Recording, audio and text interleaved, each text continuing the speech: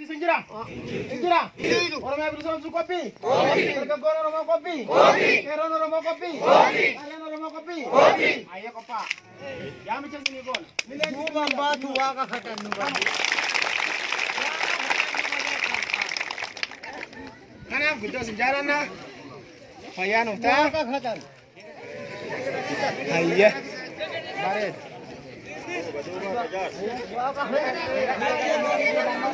Rakon ka ba eh? Jaga apa sih? Sini ni nama gudang ni waka kata ni. Ulfat. Kanan duran jiru. Nadu batea. Nadu batea. Nah, kawan je lah. Reving kami kan, reving kami kan. Walu vedutu. Walu vedutu.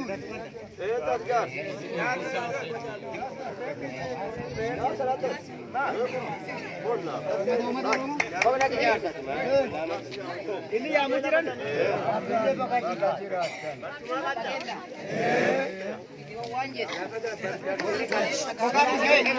Anda bola ke giren kale sai video yette makam oggabatte ogga dittari badde umata oromo nyata tutte achirra video ra odp finjede odp mo ama giren gatte mekene galte jenna kisin khade amara jala galte nuti dinna finjette galtun kale tigre ta amma dana galtun amara Hagibooti sabaatti semaawi artii walti dachate arbanyootiin dhaaba sadiin walti dachate nubixiginnaa jettee ifijaarte barcumaa tigireen kalee irra teettee uummata oromoo saamaa dhaanaa turterra teennee kaane isi ergannee akka tigireen kalee isi ergite nulle isi ergannee aangoon qabannaa jettee kaate dhaaba kalee isi ofiidiyoo jetteen kan badhaadhinna jettee afaan oromootti soddee bijijjiirtee uummata oromootiin nyaatte.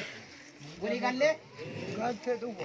badhaadhinaa doon ta'in badiinsa uummata oromooti badhaadhina oromiyaati moti isin badiinsa oromiyaati ka buna cirte ka addee tokkotti qubsiichee shaan abaa kulaarraa si kaachee ka uummata oromooti walti rartee kaan manarraa gudde kaaniin shanee jettee maatii shanee jettee uummata oromoo kaa hidhaan kaan maaniin jettee sanyii namaa warri duguuge.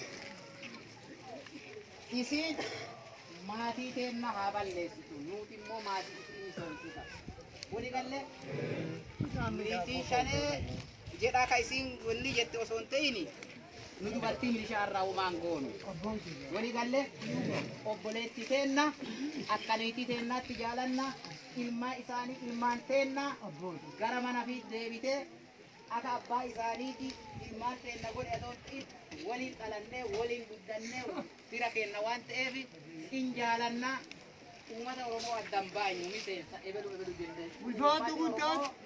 tokko wali galle milishaallee dhiiga kenna malee diina kennaa yoo inni diina jedhullee nuti dhiiga kenna jennaan deebi jenna diina jalaa waliin lolla wali galle tigiree fi abaa'oo waliin jirti jedhe akkana jettiiyyu abaa'oon juntaa waliin jirti jettiiyyu juntaa jechuun TPLF yookaan wayyaanee kaleessan akka nuun shanee jettee waraana bilisummaa oromoo maqaa dhibiyyaante tigireen juntaa jette tigiree waggaa 28 nabi dudda ba'ate niitii ta'ee fi biyya oromiyaatiin saansise isi gaafa isii miila warraa qaraddee marra afaa haxoottee dhadhaa mooqaa nyaachisu sanuu waraana bilisummaa oromoo tigiree lolaatu.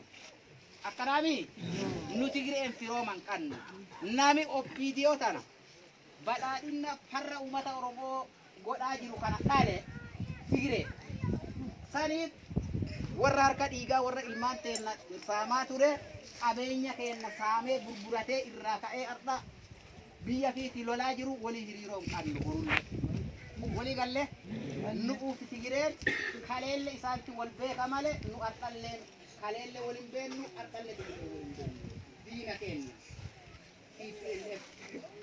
biyya fi dhuunfattee meeshaa gurguddaa qabeenya kennaan saantee osoo isi addee sana baatee aanii akka biyyee akka dhadhoo biyyee ruuqaa ati biyyee baatee aan duwwaa baa jiraattu warri maashinaan dhiqee biyya teenya isaanii.